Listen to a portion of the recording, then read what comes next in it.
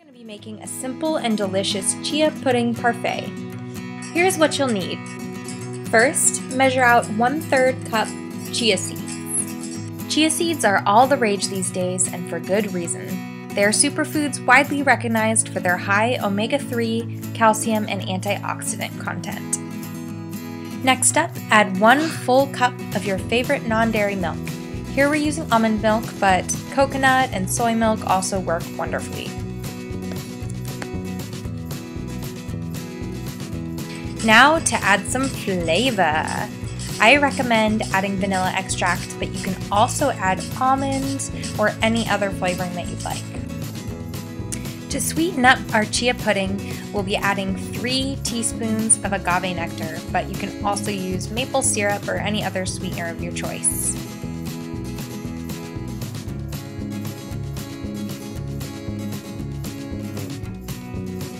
Now just mix it up really well and you'll be ready to pop it in the refrigerator.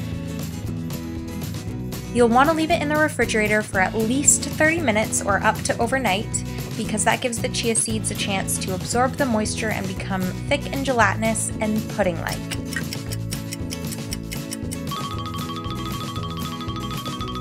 When you pull it out of the refrigerator, mix it up and you've got yourself chia pudding. Now's the fun part. You can add any toppings that you'd like. I liked adding strawberries and bananas and chocolate sauce.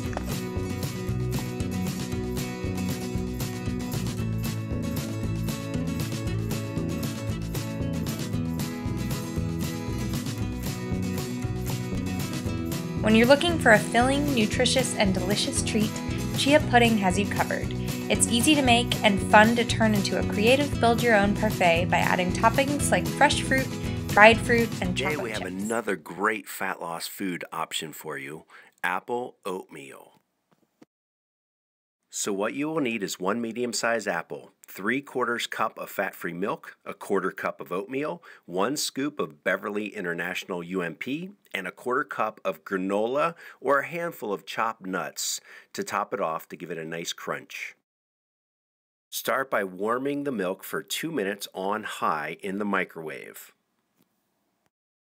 Slice your apples. Once sliced, place them into a handy chopper. You'll place that lid on the chopper, and then you're just going to pull several times until you get the size apple that you prefer. So once your milk is hot, you're going to pull it out of the microwave. You're going to start to stir in your chopped apples along with the oatmeal. Mix it in really good. It's going to start to cook the apple and the oatmeal. And then the next thing, you'll drop in 1 scoop of the vanilla UMP. Start to mix that in. It's going to become really, really creamy. And then from here, you can top it with a nice crunch. I like granola. Today I don't have any granola, so I'm just going to chop up a few more nuts. Either way, it's going to top it off and give it a really, really nice texture and crunch. I'm showing you how to make some great tasting baked mussels inspired by one of my favorite Japanese meals coming from sashimi, seaweed salad, and of course the baked mussels. So in terms of nutrition, about 3 ounces of these, just under 100 grams, gives us 16 grams of protein. Not as high as some of the other meats out there, but it's nice to get some varied protein sources from time to time. Plus, with the sodium content in here, these make for great pre-workout treats. So you can always pair this with another great quality source of protein. Fish, maybe 3-4 ounces of cod or halibut, plus these on the side. Tastes great.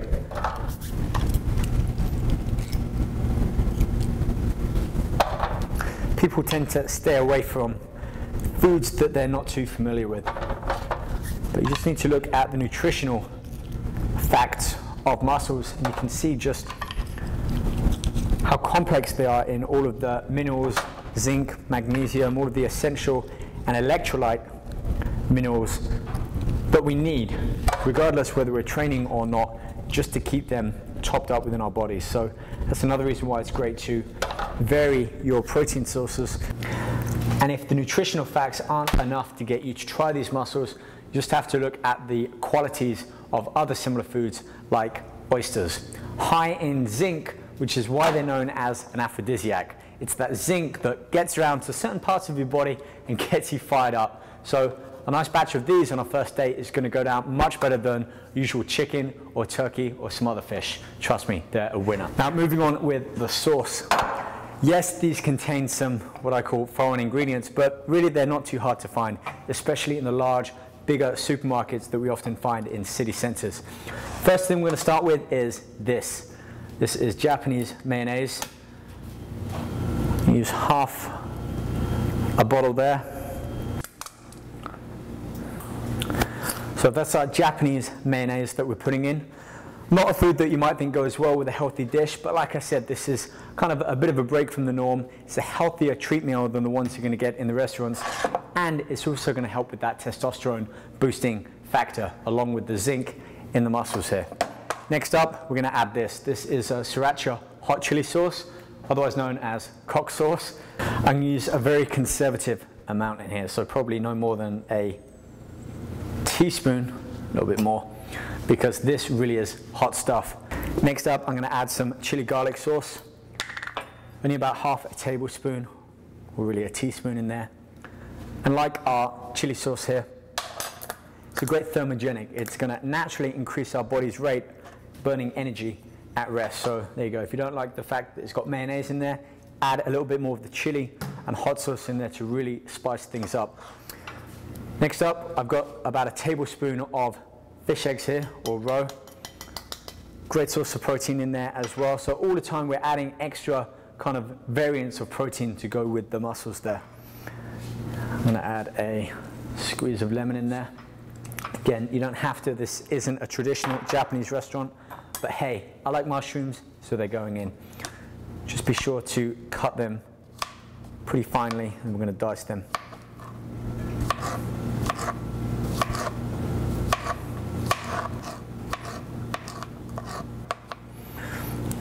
So 2 whole mushrooms there. Let's add that into the mixture.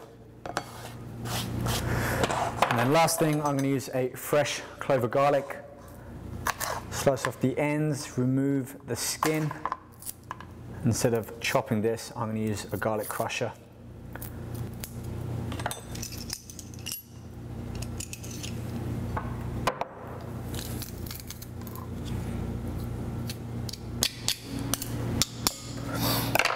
Smell is really starting to come together with all of those different unique ingredients in there. So let's take our fork or whisk and mix it all together.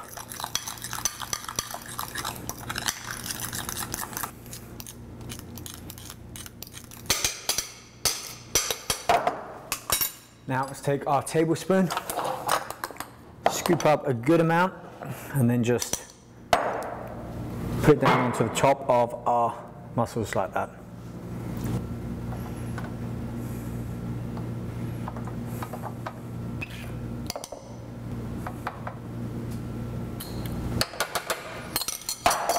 We're going to save the seaweed salad to go on top, decoration plus to add to that taste and aroma.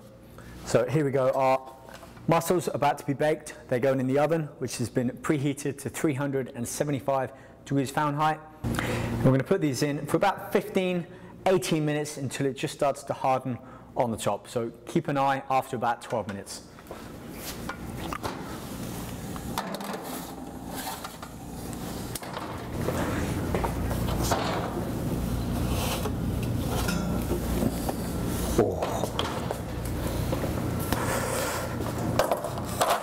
So just over 15 minutes in the oven, and that was set at 375 degrees Fahrenheit. We now have our baked mussels. So they're going to be hot, but let me just pour a few out onto the plate. So I said 3 ounces, we're looking at about 15, 16 grams of protein.